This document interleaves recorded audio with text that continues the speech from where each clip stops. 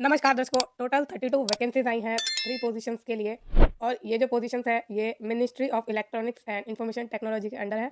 और ये एप्लीकेशन आपकी एनईजीडी के द्वारा इनवाइट की जा रही है। तो ये एनईजीडी क्या है ये हम देख लेंगे थोड़ा सा, ताकि आपका जो चीज़ें हैं वो क्लियर हो कि आप कहाँ काम करने जा रहे हैं, क्या चीज़ें हैं। ठीक है, तो सबसे पहली बात तो ये मिनिस्ट्री के अंडर है, तो आपकी पोजीशन अच्छी है। और दूसरी बात मैं आपको बता दूं कि जिन्होंने अपना एक्सपीरियंस गेन किया हुआ है वही इसमें अप्लाई कर सकते हैं। ये फ्रेशर्स के लिए वैकेंसी नहीं है।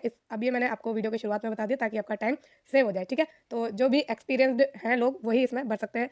सिलेक्शन इसमें आपका इंटरव्यू के थ्रू होगा। ऑनलाइन इसमें आपको अप्लाई करना है। बाकी जो चीज़ें हैं, एलिजिबिलिटी, एक्सपीरियंस कितना मांगा है, किस किस फील्ड में मांगा है, सारी कंप्लीट डिटेल्स हम इस वीडियो में कवर करने वाले हैं। तो वीडियो को एंड तक ज़रूर देखिएगा और चैनल को भी लाइक, शेयर और सब्सक्राइब जरूर कर दीजिएगा। तो चलिए चलते हैं अब आगे। ठीक है, और जानते हैं कि ये एनईजीडी क्या है। तो ये जो द एनईजीडी यानी नेशनल ई गवर्नेंस डिवीजन एक इंडिपेंडेंट बिजनेस डिवीजन है। और ये है digital India corporation, ministry of electronics and information technology के अंडर। ठीक है, तो ये एक आपकी बिजनेस डिवीजन है। करती क्या है ये एक वाइटल रोल प्ले करती है सपोर्टिंग माइटी यानी ministry of electronics and information technology in program management and implementation of e governance project and initiative undertaken by various ministries department both at the central and state levels.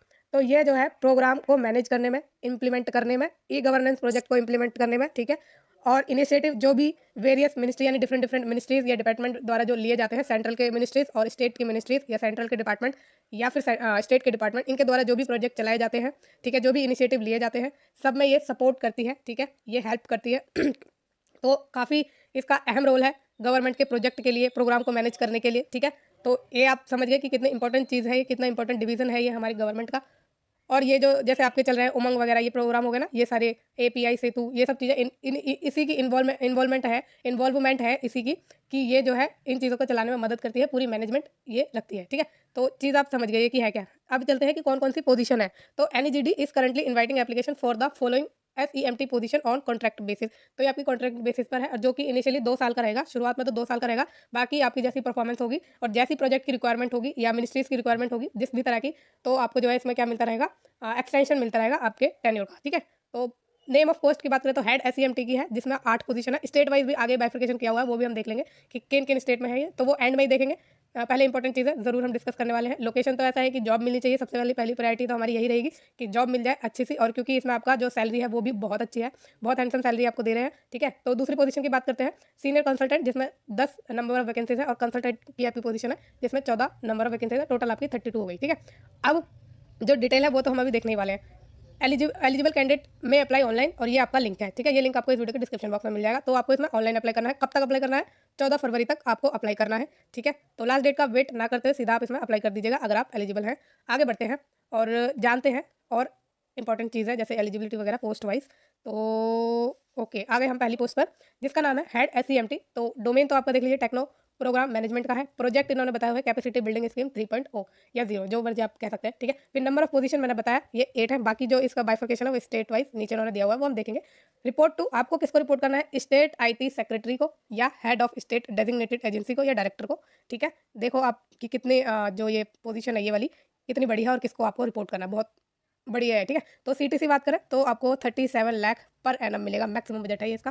फिर salary hike 10% मिलेगा आपको, salary hike. ठीक है, मतलब बढ़ेगी आपकी 10% on current CTC, या फिर maximum 37 LPA lakh per annum. ठीक है, तो 10% इसका आपको मिलता रहेगा, विच एवर इज लोअर, जो भी कम रहेगा, या तो आपका करंट जो भी CTC तय होगा आपके एक्सपीरियंस के अकॉर्डिंग, आपके नॉलेज के अकॉर्डिंग, आपकी जो एजुकेशन क्वालिफिकेशन है उसके अकॉर्डिंग जो भी CTC तय होगा उसके 10% आपको एनुअली इंक्रीमेंट मिलेगा। ठीक है, अब बात करें आगे, तो एनुअली है या मंथली है इन्होंने बताया नहीं है इसमें, बाकी अगर आगे होगा कोई डिस्कशन तो देख लेंगे, लेकिन 10% का तो हाइक है, इतना तो है ही। फिर एज लिमिट की बात कर लेते हैं। 55 ईयर्स आपकी एज इन्होंने मांगी है, इसके अंडर आपकी एज होनी चाहिए। नेक्स्ट, ये जो आपका जॉब ऑब्जेक्टिव है, ठीक है, ये आप पढ़ लीजिएगा। क्यों पढ़ लीजिएगा? क्योंकि इंटरव्यू में आपको ये हेल्प देगा। जो भी इन्होंने चीज़ें है ना, मतलब मान लीजिए किसी टर्म के रिलेटेड आपको थोड़ी सी नॉलेज कम है या नहीं है, तो वो आप पढ़िए, उसमें गेन कीजिए अपनी नॉलेज। क्योंकि इंटरव्यू में क्या है कि ये क्वेश्चन ऐसे ही पूछेंगे आपकी डोमेन से रिलेटेड, आपकी जो भी जॉब के ऑब्जेक्टिव है, जो भी आपको काम करना है उससे रिलेटेड। ठीक है, तो ये ज़रूर आप पढ़ लीजिएगा, क्योंकि देखो इसमें प्राइमरी रिस्पॉन्सिबिलिटीज़ है, ये सारी चीज़ें आपको पढ़ लेनी चाहिए ताकि आपके इंटरव्यू में हेल्प रहे। ठीक है, आप नॉलेज गेन करते रहिए ताकि आपका सिलेक्शन जल्द से जल्द हो जाए।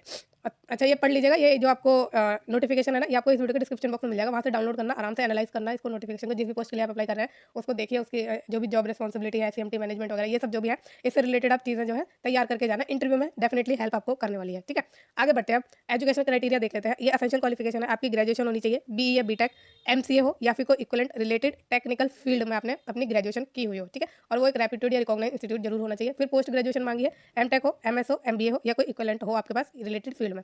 सर्टिफिकेशन होना चाहिए इन पीएमपी या प्रिंस 2 या फिर क्या है ये एससीआरयूएम मास्टर, इसमें एजाइल फ्रेमवर्क और अदर कंपेरेबल सर्टिफिकेशन या कोर्स इन प्रोजेक्ट या प्रोग्राम मैनेजमेंट, जो कि मिनिमम 6 मंथ की ड्यूरेशन का होना चाहिए। ठीक, 1 साल का भी नहीं मांगा इन्होंने, 6 मंथ की ड्यूरेशन का मांगा है।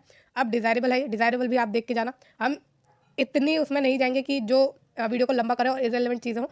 इंपॉर्टेंट चीज़ों को ही हम डिस्कस करेंगे ताकि आपका टाइम भी सेव हो जाए और आपको इंपॉर्टेंट चीज़ें भी पता चल जाए। ठीक है, तो ये चीज़ें आप जरूर देख लीजिएगा। डिजायरेबल है, कंपलसरी नहीं है, अगर आपके पास नहीं भी है तब भी आप जो है इंटरव्यू के लिए जा सकते हैं। और ये आपको डिजायरेबल जो क्वालिफिकेशन होती है, ये आपको एक एडवांटेज दे देती है इंटरव्यू के दौरान या सिलेक्शन के दौरान। ठीक है, अब ये आपका स्किल एंड एक्सपीरियंस क्राइटेरिया आ गया। एसेंशियली आपको चाहिए 15 साल प्लस का experience in IT project management, consulting या implementation roles, particularly in e governance या डिजिटल ट्रांसफॉर्मेशन या फिर लार्ज स्केल आईटी प्रोजेक्ट। ठीक है, 15 साल प्लस का एक्सपीरियंस इन्होंने मांगा है, और उसमें से 8 साल आपने जो है managing the complete life cycle of large scale IT project का किया हो, including conceptualization, design, development and execution. ठीक है, ठीक है, फिर management at least 2 public procurement bid management cycle, proven experience in managing RFPs यानी request for proposal, RFQ request for quotation, EOI expression of interest and DPRs detailed project report for large scale project, फिर demonstrated ability to oversee bid management, vendor evaluation and selection process for IT and e-governance projects, should have successfully led at least one complex program involving online operation including project management and cyber security, we should have led management tracks for IT operation at the data centers including business continuity and disaster recovery, IT service management, enterprise management system, helpdesk performance, SIP etc. तो आपके related field से इन्होंने experience मांगा है। ठीक है, 15 साल plus इसमें एक्सपीरियंस है, थोड़ा बहुत ऊपर नीचे है तब भी आप भर देना, कोई दिक्कत नहीं है। ठीक है, आगे बात करते हैं, डिजायरेबल है ये सारी चीज़ें, तो सीधा आप बढ़ते हैं नेक्स्ट पोजीशन पर जिसका नाम है सीनियर कंसल्टेंट। तो सेम आपका डोमेन है, सेम आपका क्या है प्रोजेक्ट है, 10 इसमें टोटल वैकेंसीज है, और रिपोर्ट करना है आपको हेड एसईएमटी को या फिर एसपीओसी को। सीटीसी है इसमें 30 lakh per annum maximum, 10% increment रहेगा आपका। एज लिमिट की बात करें तो 55 ईयर्स है।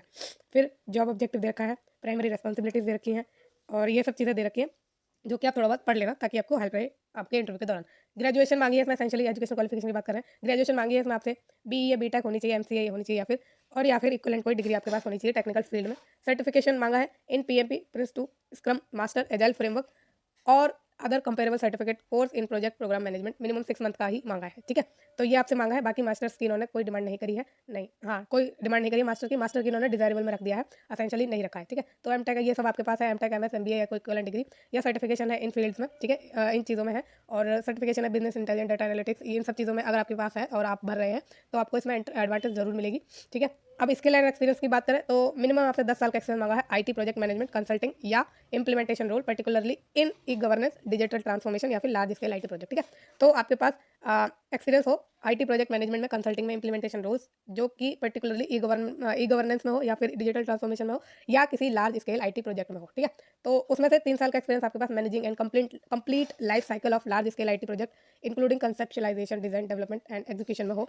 फिर एग्जीक्यूटेड एटलीस्ट एक project in any of the technologies, तो आपने एग्जीक्यूट किया हो कम से कम एक प्रोजेक्ट, और वो जो है इनमें से किसी एक टेक्नोलॉजी में जरूर होना चाहिए, जैसे आपका बिग डाटा एनालिटिक्स में हो या फिर आर्टिफिशियल इंटेलिजेंस में हो या फिर साइबर सिक्योरिटी में हो या मशीन एंड डीप लर्निंग में हो या ब्लॉकचेन टेक्नोलॉजी में हो या इंटरनेट ऑफ थिंग्स में हो या एंटरप्राइज आर्किटेक्ट में हो, GIC, drone and aerial technology में हो या क्लाउड कंप्यूटिंग या किसी रिलेटेड टेक्नोलॉजी में हो। ठीक है तो ये चीज़ आपसे मांगिए। फिर एक्सपीरियंस इन प्रोक्योरमेंट प्रोसेस अगर आपके पास है तो गुड। फिर प्रोवन एक्सपीरियंस है in managing RFPs, RFQs, EOIs and DPRs for large scale project, तो ये आपका एक्सपीरियंस हो गया। फिर demonstrated ability to oversee bid management, vendor evolution and selection process for IT and e governance project, should have successfully led at least one complex program involving online operation including project management and cyber security, should have led management tracks for IT operation at data center including business continuity and disaster recovery, IT service management, ITIL या enterprise management system, help desk performance या SIP। तो इनसे related आपके पास क्या होना चाहिए, experience होना चाहिए। डिजायरेबल इन्होंने मांगी है, जो आप चाहे तो देख सकते हैं ताकि आप उसमें अपने जो सीवी का फॉर्मेट है उसमें इंक्लूड कर सकें। फिर कंसल्टेंट की पोजीशन और ये लास्ट पोजीशन है, सेम आपको डोमेन है, सेम आपको प्रोजेक्ट है, 15 वैकेंसीज है। इसमें आपको रिपोर्ट करना है हेड एसईएमटी या एसपीओसी को। मैक्सिमम बजट आपका 20 लाख पर एनम है और 10% का इंक्रीमेंट आपको मिलेगा आपके जो भी सीटीसी तय होगा उस पर, या फिर 20 लाख पर, क्योंकि 20 लाख मैक्सिमम टू मैक्सिमम जा सकता है। एज लिमिट की बात करें तो 55 साल से नीचे आपकी एज होनी चाहिए। नेक्स्ट चलते हैं और एलिजिबिलिटी भी देख लेते हैं। तो ग्रेजुएशन आपसे मांगी है बीई, बीटेक, एमसीए या कोई इक्विवेलेंट रिलेटेड टेक्निकल फील्ड में जो कि रेप्यूटेड इंस्टीट्यूट हो। सर्टिफिकेशन आपका सेम फील्ड में मांगा है जो हमने ऊपर देखा है, और ड्यूरेशन भी सेम है 6 मंथ की। डिजायरेबल है post graduation, MTech, MS, MBA या इक्विवेलेंट रिलेटेड फील्ड, और सर्टिफिकेशन ये भी आपके क्या है, डिजायरेबल है। फिर नेक्स्ट बढ़े और बात करते हैं स्किल्स एंड एक्सपीरियंस जो उन्होंने डिमांड की है। मिनिमम 5 साल का एक्सपीरियंस आपसे मांगा है आईटी प्रोजेक्ट मैनेजमेंट में या कंसल्टिंग। सेम आपका देखो क्या है, एक्सपीरियंस की डिमांड करी है, बस साल कम होते जा रहा है, ठीक है। पहली पोस्ट जो कि जिसमें सैलरी 37 लाख पर एनम है, हेड एससीएमटी, उसमें आपकी 10 साल मांगी है। नेक्स्ट पोस्ट है आपकी, उसमें आपका जो है सॉरी, जो आपकी एससीएमटी की पोजीशन है उसमें आपके 15 साल का एक्सपीरियंस मांगा है, और जो नेक्स्ट पोजीशन है उसमें 10 का है, और इसमें आपका 5 साल का एक्सपीरियंस मांगा है, ठीक है।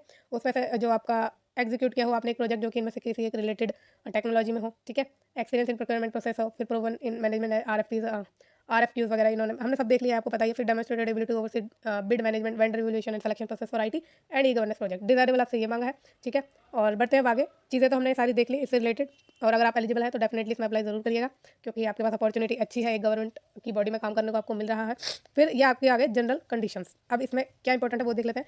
Candidate are required to submit their CV in the format specified in the annexure 2। तो इसका जो सीवी है ना, जो आपको सीवी भेजना है ऑनलाइन ही, उसका जो फॉर्मेट है वो इसी पीडीएफ में दे रखा है, वो अभी हम देख लेंगे, ठीक है। तो ये पीडीएफ आपको भेजनी है ढंग से भर के। फिर candidate must have provide declaration regarding any family member employed with any GD या DIC using the format outline in the annexure 3। तो आपको अगर आपकी फैमिली में कोई काम कर रहा है, ठीक है, जो भी एम्प्लॉयड है या रह चुका है, उसके लिए एक फॉर्मेट दिया गया है, वो भी आपको भरकर देना है। इससे आपको एडवांटेज मिलती है, ठीक है। वो सिलेक्शन में थोड़ी प्रेफरेंस जरूर देते हैं, और एनी जीडी में ही काम किया हुआ है तो आपको ऐसा करना है, या डीआईसी में काम करा हुआ है तो आपको ऐसा करना है। फिर नेक्स्ट बात करें तो इसमें एक बात है कि अगर आपने पहले एससीएमटी में काम किया है, ठीक है, अगर आपने पहले एससीएमटी में काम किया है और जो आपकी पोजीशन है पहले वो कम है अब के मुकाबले जिसमें आप अप्लाई करने जा रहे हैं, तभी आप अप्लाई कर सकते हैं, अदरवाइज आप अप्लाई नहीं कर सकते। अगर आपकी पोस्ट जिसमें आप अभी इसमें अप्लाई करना चाह रहे हैं वो लोअर रह चुकी है प्रीवियस एससीएमटी पोजीशन में, तो आप इसमें अप्लाई नहीं कर सकते। समझिए आप, इसमें ये चीज़ लिखी हुई है, applicants who have recently join SCMT position will only be considered if they are applying for senior position, ठीक है। अगर आप सीनियर पोजीशन के लिए अप्लाई कर रहे हैं तभी आप इसमें जो है आपको सिलेक्शन मिलेगा पहले के मुकाबले, ठीक है। फिर नेक्स्ट बढ़े तो एनओसी आपको प्रोड्यूस करना है अगर आप किसी सेंट्रल या स्टेट गवर्नमेंट या किसी भी बॉडी में काम कर रहे हैं, तो जो भी प्रॉपर चैनल है उनका उसके अकॉर्डिंग आपको जो है इसमें क्या करना है, एनओसी प्रोवाइड करना पड़ेगा आपको, कैसे, ठीक है। फिर ये बढ़ते हैं अब आगे, ये आ गया आपका स्टेट वाइज वैकेंट पोजीशन। तो आंध्र प्रदेश में सीनियर कंसल्टेंट की 2 पोजीशन है, छत्तीसगढ़ में 1 पोजीशन है सीनियर कंसल्टेंट की और 1 पोजीशन है कंसल्टेंट की, दिल्ली में है हेड एससीएमटी की पोजीशन 1 और सीनियर कंसल्टेंट की भी 1 पोजीशन है और कंसल्टेंट की भी 1 पोजीशन है, गोवा में सीनियर कंसल्टेंट की 1 पोजीशन है, गुजरात में हेड एससीएमटी की पोजीशन है 1 और कंसल्टेंट की पोजीशन है 1, हिमाचल प्रदेश में आपकी सीनियर कंसल्टेंट की 1 पोजीशन है और कंसल्टेंट की भी 1 पोजीशन है, झारखंड में हेड एससीएमटी की 1 पोजीशन है और आपकी कंसल्टेंट की 1 पोजीशन है, कर्नाटक में आपकी कंसल्टेंट की पोजीशन है 1, मध्य प्रदेश में 1 पोजीशन है सीनियर कंसल्टेंट की और 1 है कंसल्टेंट की, महाराष्ट्र में सॉरी इसमें थोड़ा ऊपर नीचे हो गया, आई एम रियली सॉरी। तो जो आपकी मध्य प्रदेश की पोजीशन है उसमें 1 पोजीशन है वो कंसल्टेंट की है, फिर महाराष्ट्र में 1 पोजीशन है आपकी सीनियर कंसल्टेंट की और 1 है कंसल्टेंट की, फिर ओडिशा में 1 पोजीशन है आपकी हेड एससीएमटी की और बाकी इसमें कोई पोजीशन नहीं है, फिर पंजाब में 1 पोजीशन है हेड एससीएमटी की और 1 ही पोजीशन है आपकी कंसल्टेंट की, फिर राजस्थान की बात करें तो 1 पोजीशन है हेड एससीएमटी की, 1 है सीनियर कंसल्टेंट की, फिर नेक्स्ट है तमिलनाडु, इसमें 1 पोजीशन हेड एससीएमटी की है, फिर तेलंगाना में 1 पोजीशन कंसल्टेंट की है, उत्तराखंड में 1 पोजीशन आपकी सीनियर कंसल्टेंट की है और 4 पोजीशन आपकी कंसल्टेंट की है, वेस्ट बंगाल और ये लास्ट आपका स्टेट है, इसमें आपकी 1 पोजीशन हेड एससीएमटी की है और 1 पोजीशन आपकी सीनियर कंसल्टेंट की है, ठीक है। तो ये आपकी स्टेट वाइज बाइफर्केशन है, टोटल नंबर ऑफ वैकेंसीज आपका 32 है। अब लोकेशन आपकी चेंज भी की जा सकती है इसके प्रोजेक्ट के अकॉर्डिंग, ठीक है। The place of posting shall be subject to selection and as per merit list के हिसाब से आपका सिलेक्शन होगा इंटरव्यू के बेस पर।